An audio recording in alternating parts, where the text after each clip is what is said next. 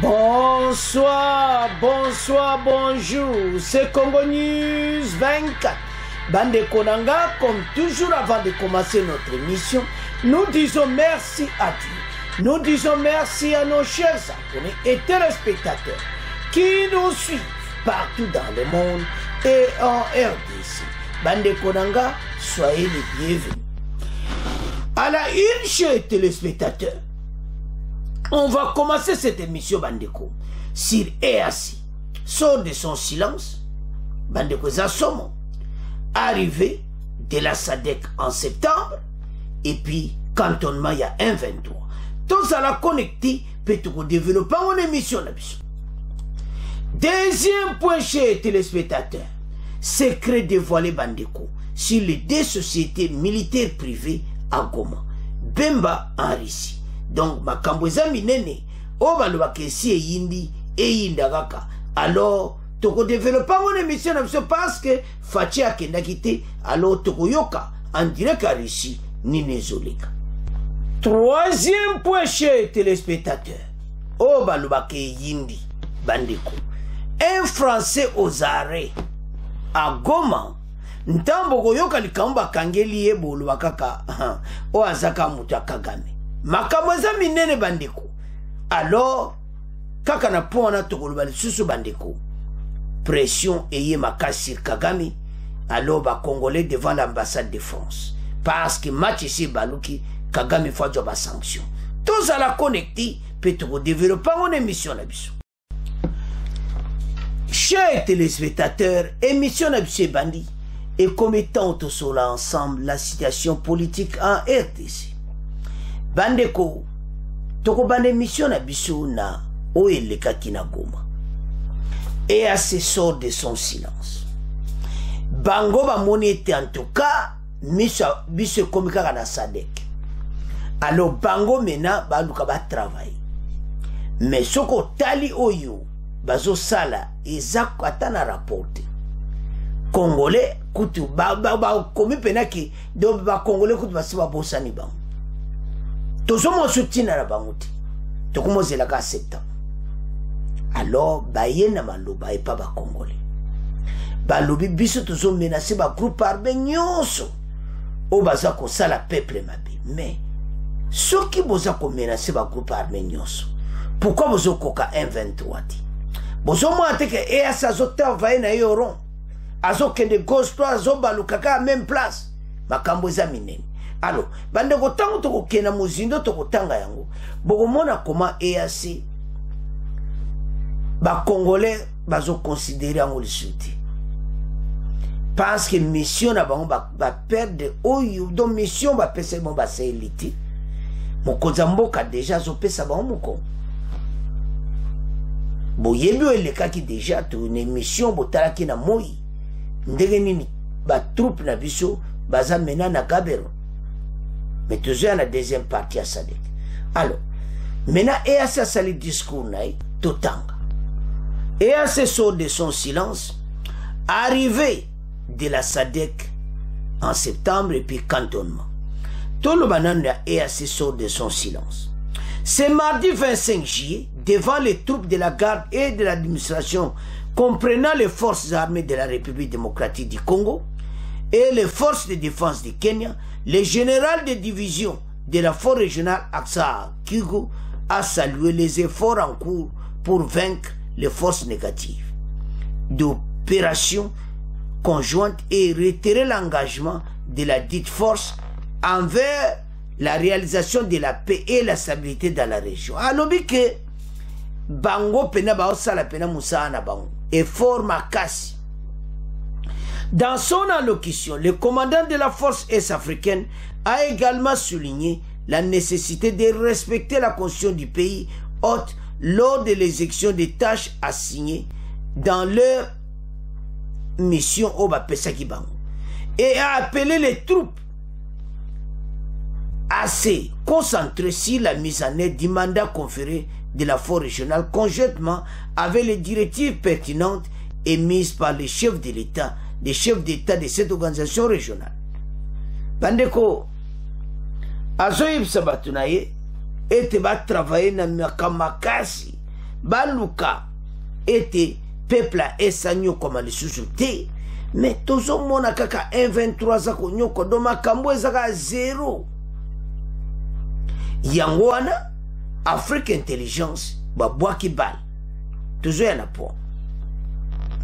Alors dans ce cadre de désarmement et de nous avons une lourde responsabilité de veiller à ce que les groupes armés qui commettent des atrocités contre des civils innocents soient désarmés, démobilisés et réintégrés dans la communauté dans le cadre de désarmement et démobilisation. Mais tant que vous avez 1-23 comme même à PBT DDC,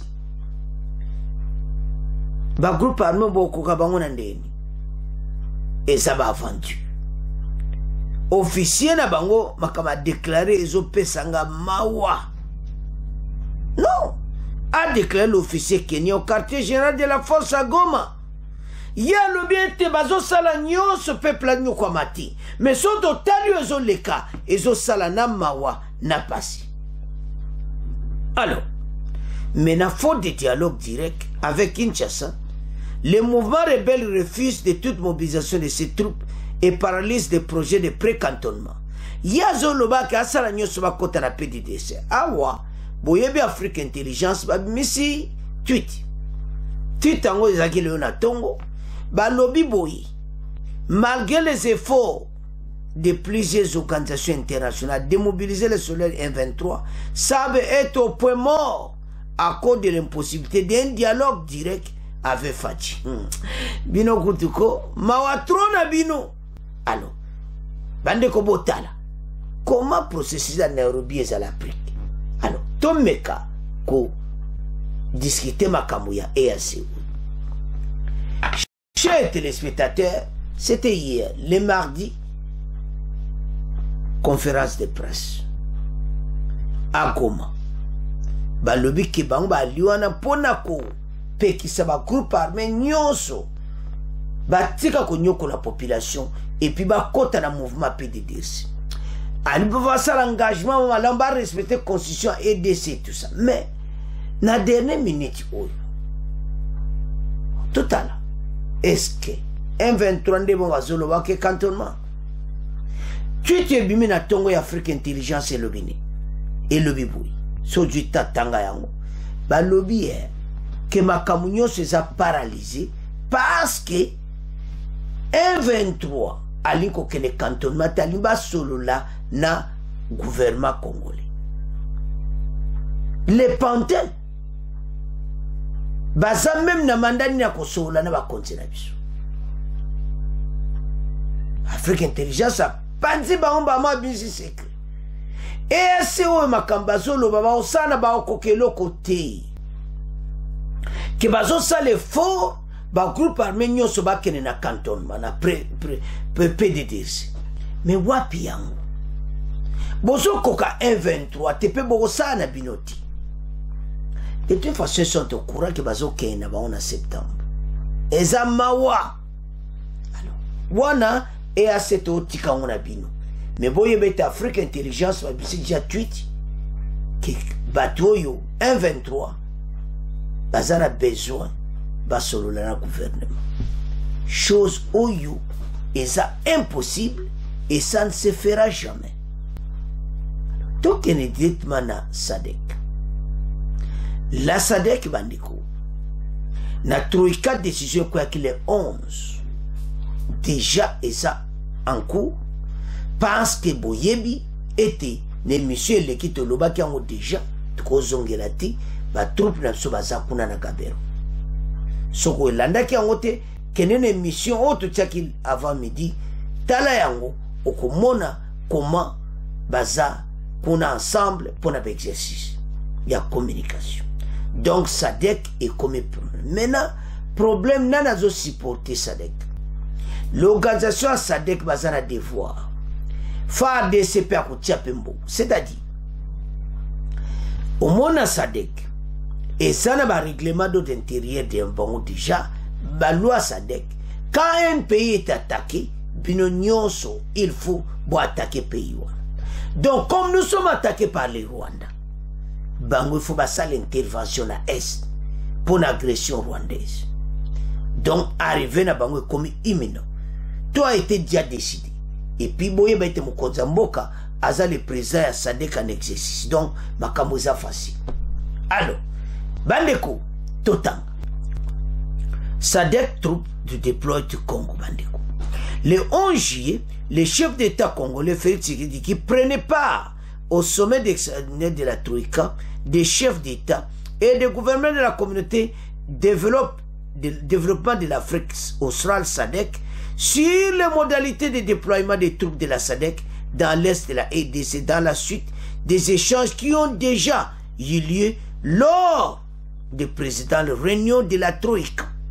Cette future probable intervention de la SADC en RDC est conforme au devoir d'assistance de cette organisation sous-régionale en faveur de ses membres qui subissent des problèmes sécuritaires. Yangoana. Pays membre du problème, Bangwande Bomo Basoda SADC, Kalate. Remise et reprise. Nabo Bazana gauche, Nabo Bazana droite. EAC, Masoro Kitoko, Yebera Bokosala, remise et reprise. Si le gouvernement de la République démocratique du Congo et la SADC semblent accorder sur les modalités de déploiement des troupes en cas de départ des forces de la communauté des États de l'Afrique de l'Est en septembre, le coût des opérations devrait peser sur les bourses congolaises à la veille des élections prévues en décembre 2023.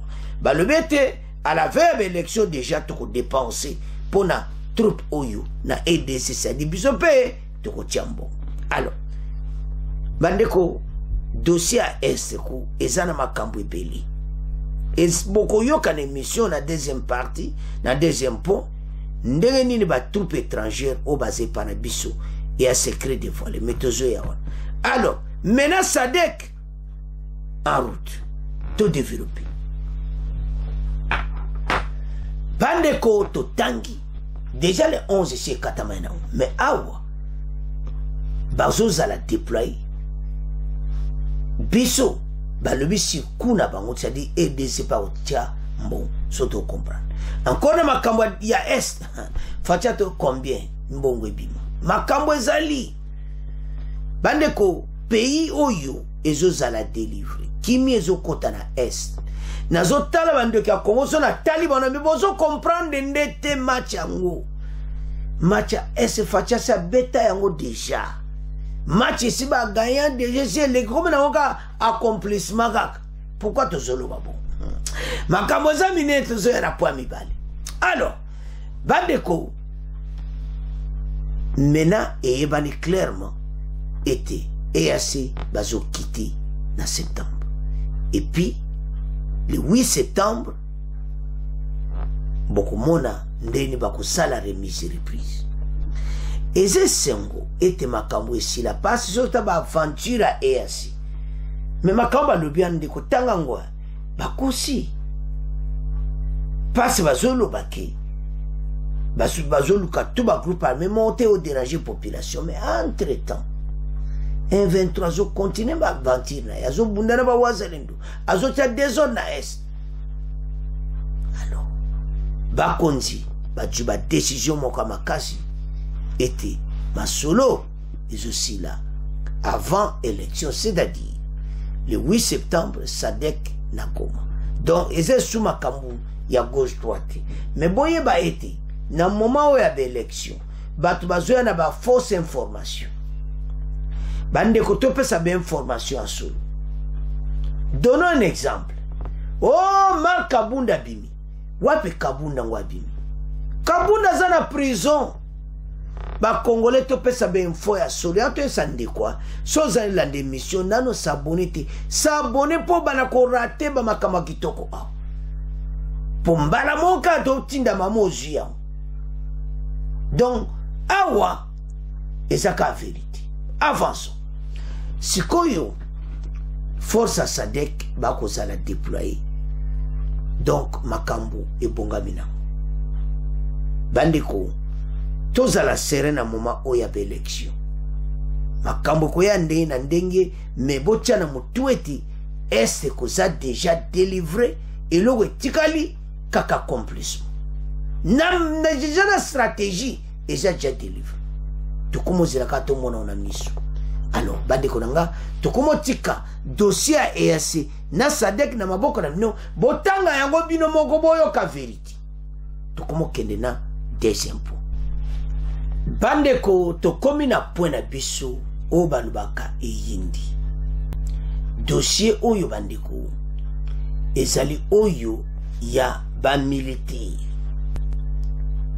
Alors, ba militaire oyo origine na bango mosu balobi te baza baroumain mosu ba bulgare mais awa nde vérité bimi tango mona que ce sont les deux sociétés militaires privées moko eza dirigé na roumain moko eza ba roumain ba bulgare et tout ça et moko eza dirigé na légionnaire français. Message et quoi Jeune Afrique mutabimisi ba secret nyos et ba société privée guerre est et comme na niveau ni bateau bazana problème parce que ba stratégie mo konzina niveau ezokende ezapona ko silisa makambo bande boko kamwa na minute na ye Kagame na ye M23 na ye bako kangama ba fili parce que makambo Jeune Afrique abimisi si ba société militaire privée à l'est de la EDC eza somo alors tokomona disparition ya batu oyo mbala moko guerre est wane sili na alors Bemba asana Russie toujours à la deuxième partie mais tout temps na ba société privée. Oh là là, secret dévoilé sur les deux sociétés militaires privées à Goma, Bemba en Russie. Alors, dans l'est de la EDC, Félix Tshisekedi privatise-t-il la guerre contre le M23? Depuis plus d'un an, les deux sociétés militaires privées opèrent aux côtés de l'armée. Makambo Bandeko, Eza Jeune Afrique Mutabimisi. Aux côtés de l'armée congolaise dans l'est de la EDC, balobi omoni ba militaire wana ya mindele baza ensemble na FARDC. La première société militaire, Agemira, est dirigée par l'homme d'affaires français Olivier Bazin. Elle collabore avec un deuxième prestataire étranger dont les troupes sont dirigées par un ancien légionnaire roumain. Donc, Agemira na wana dirigé par Baza dirigé na légionnaire roumain na homme d'affaires français Olivier Bazin. Yewana na kati ya FARDC atelemi asimunduki makambo eza minene bayena ba force makasi na Nord Kivu tango baksa FARDC SADC mais bato bakomwana te batika kutu makambo luka ba dialogue pas faci en plein conflit avec la rébellion du M23. La ville de Goma est une destination incontournable pour tout ministre congolais de la défense qui se respecte.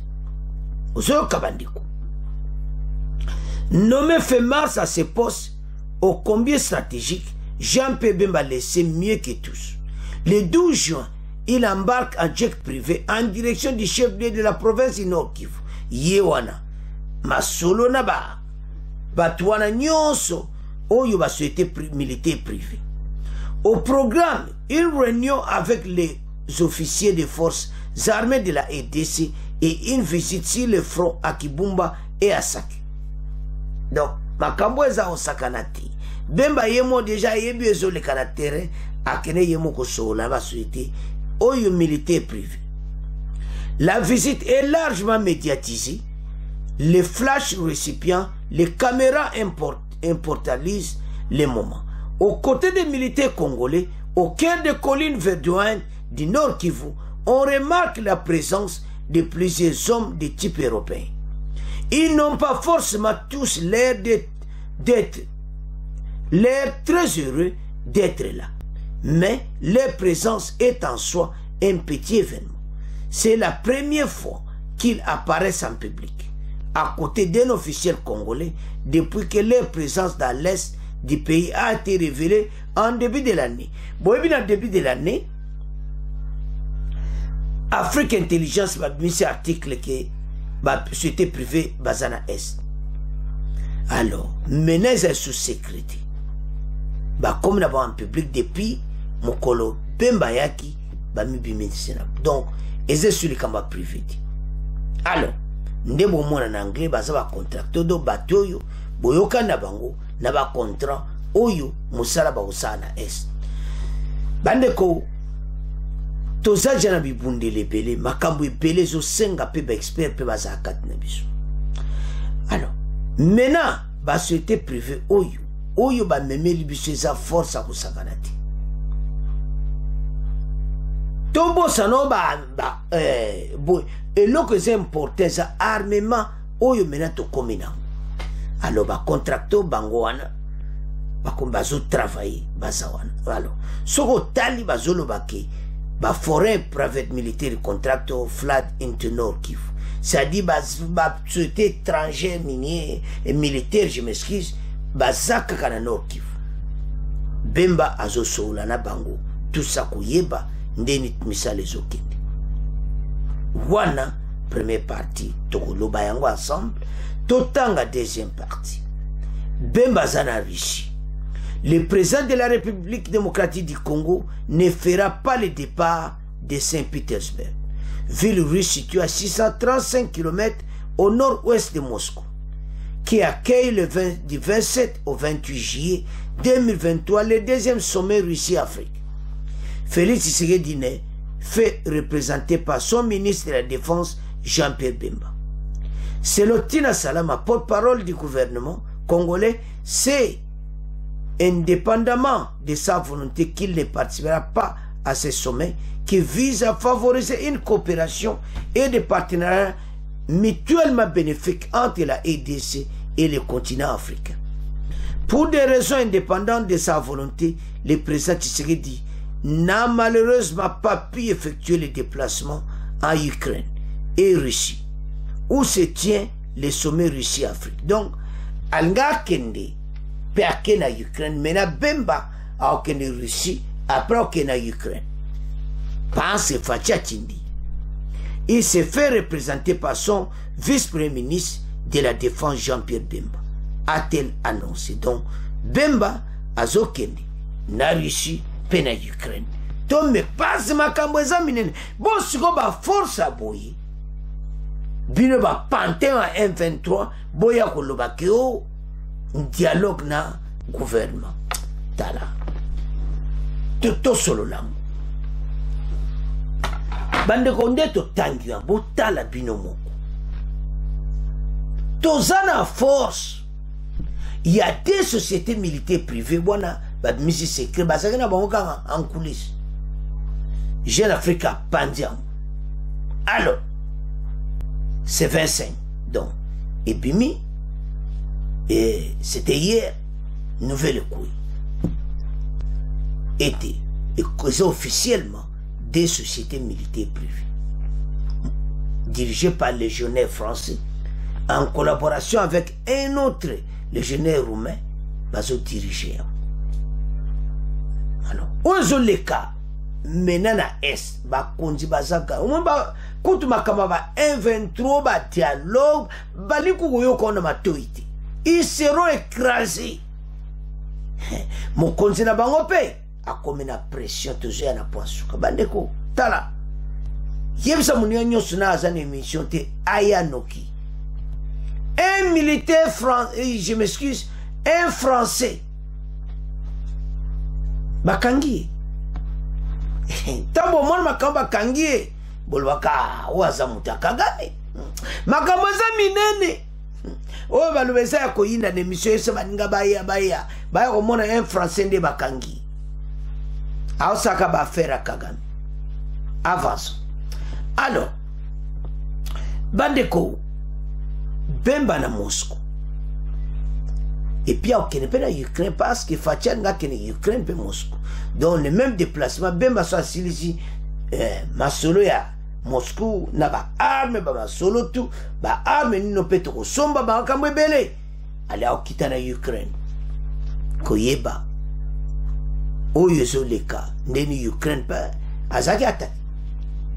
Alors badémarche wana faci seno tina sa faci moya kendeza te babatela biso mokonzi avanda na azala na Kinshasa faci atala makambo nde ezokenda na mboka apema Bemba asala trajet wana bandeko gouvernement aza na position de force toso confirme bino lelo peuple oyo aza na est ozolanda émission souffrance na yo kala te ezokoma na suka makambo oyo so ata na yo so olanda émission tanga makambo oyo tokomi awa okomona ke masolo ya est ondire si ebetamaki nango tozolukaka ba accomplissement tomona na miso oyo balobake tomoni yango ale masolo ya avance. Alors maintenant Bemba azo représenter Faci alors na Russie retour na ye makama kitoko toujours mais soto tali comment est babongisi pona ko silisa makamba 123 bar force comment na ba arriver à Sadek et tout ça tala masolo Cécile na. Alors bande konanga tutika ngona bino tukomo kende na point na biso ya suka oye yindi un français aux arrêts à Goma et puis pression eza makasi sur président Kagame.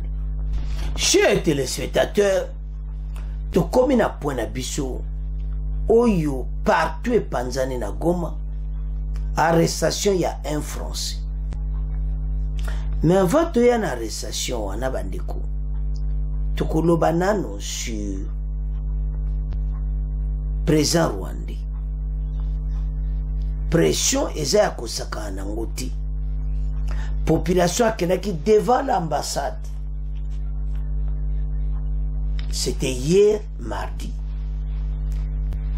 Baza kosala tout kaka bandeko ba association ba ONG ba do oyo kaka pression population ba lobby Macron pesa mutu na yo wana sanction.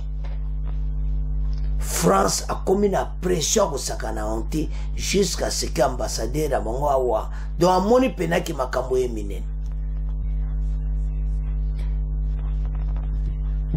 Confiance au bazaki nangona na Kagame bandi nango kukende. Leo tozomo nango te me lobby tokomona. Makambo za minene. Alors pression wana ezapo makambo esi epimi. Ba rapport esi epimi. Armée na bango baza na ADC donc ndenge baza wana et comme polele baye kokotela biso il faut bazwa ba sanction parce que baye na armée na bango baza na mboka na biso soit disant les M23 pression na ndenge ezokende France aza na problème sérieux il faut akokisa yango toyebi ete bango baosala nyonso yeba me ja francophonie baye ministre français penda do présent ya watali makambo wana masano tout bazalia et puis le kuma francophonie est tellement makasi makambo ezepa na biso ba français bazoyoka soni makambo beleza ko avancer pena kosakana te. Alors Macron a commis devant problème moko très sérieux toketsema direct na point français oyo bakangi ba détail en tout cas ekobima ya mingi azomona clairement soko tali même ata balobi noto obule kaka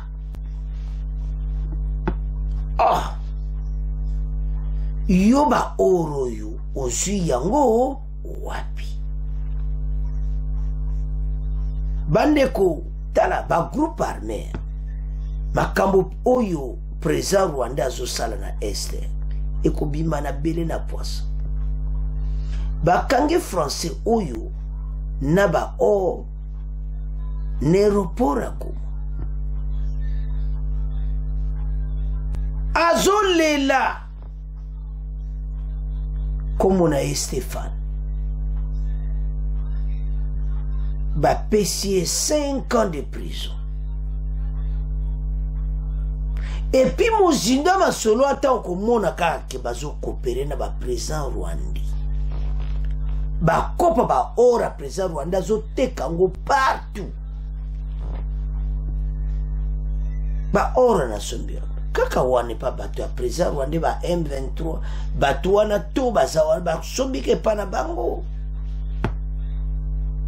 ba kopa zo leka na S ya président rwandais ya ba or na mboka na biso soki un français akangami eza basigne pourquoi bakangika un français na ba o pourquoi bato mosusu te c'est ça la question na balengo ba o justice aso bapeti ye 5 ans de prison babotoli ba oro wana nyonso botiango service à l'état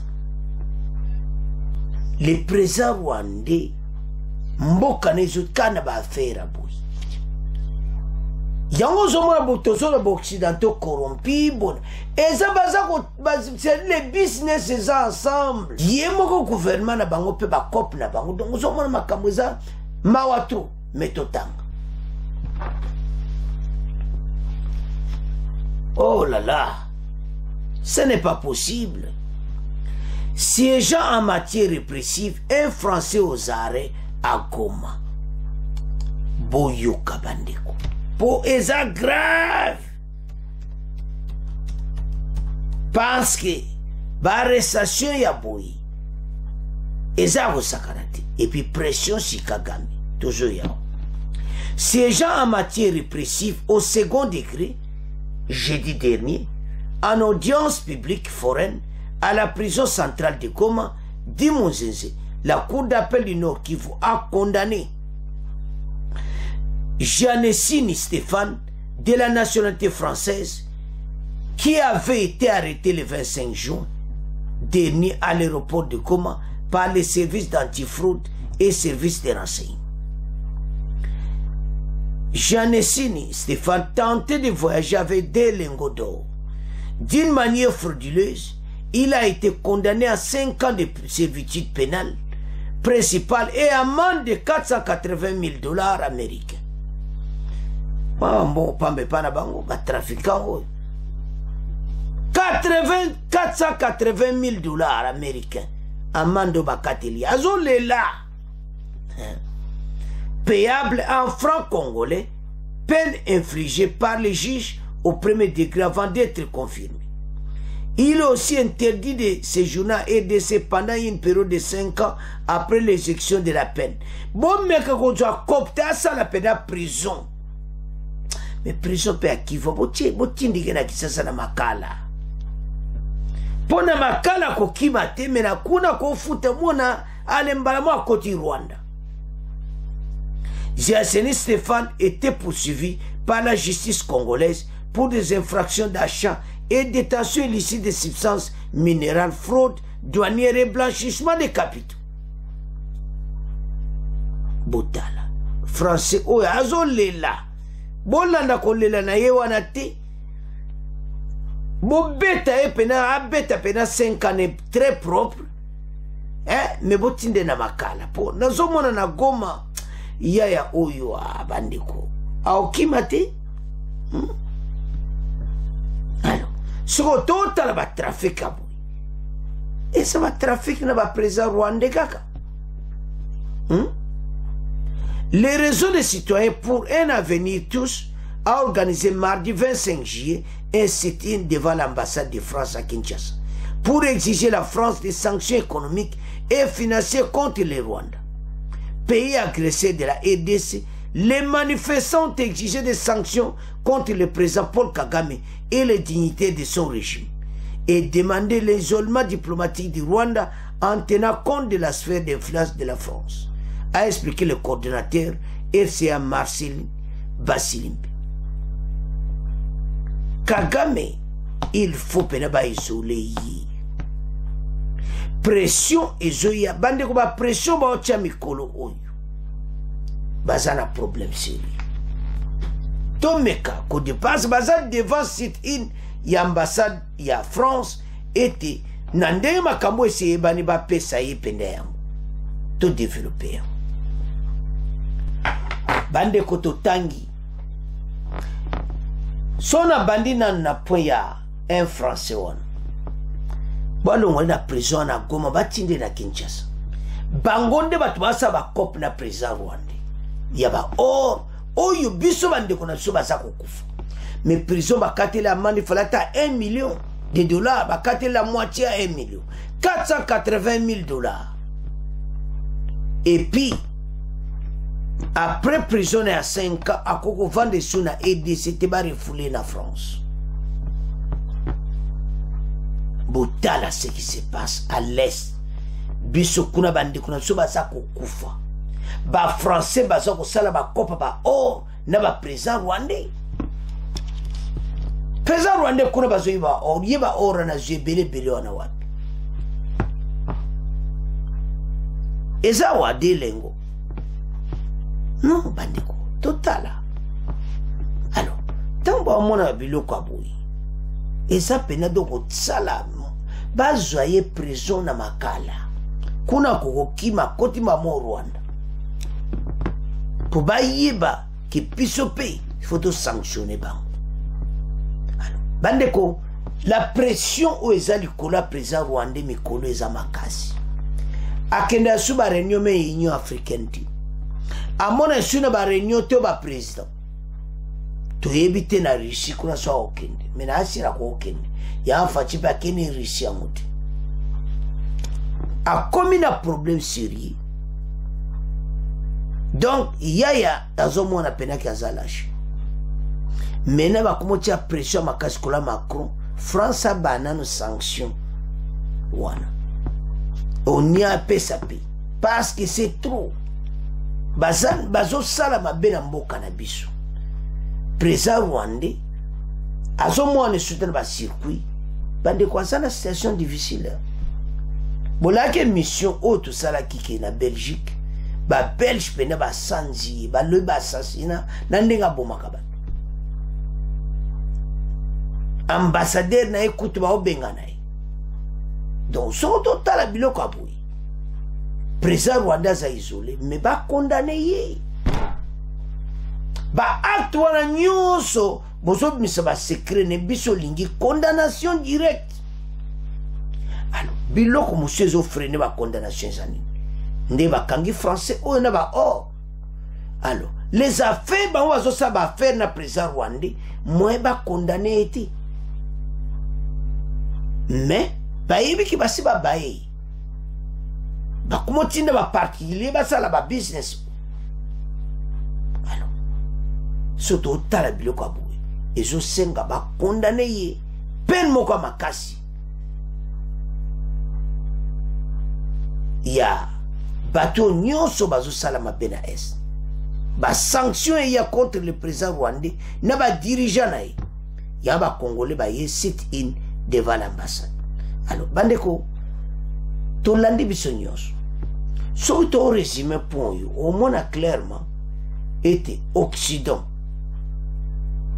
ceux qui basaient ko condamner président rwandais te na ba corpo ne ba kangi français ne bela ba oh tato mona biloko wana basi mais pression na ndenge zokende président rwandais azana problème tala fachi pena ko kruwe na ndenge tina sa kokundama tozali awo alors maintenant na ndenge makambo ezokende na ndenge tozomona dossier à est kuzwa solution kanati mais ba continuer pression kaka ba congolais botika te pression kaka bato wana bako piquer ba crise basation na choiti alors voilà bandeko to comme on a fait mission bandeko na bo s'abonner te bo s'abonner passer mikolo ben fois qui toka busakarati alors c'est à ce point comment clôturer mission. Bon, continuez à s'abonner massivement. Bon, partagez. Au revoir. À la prochaine.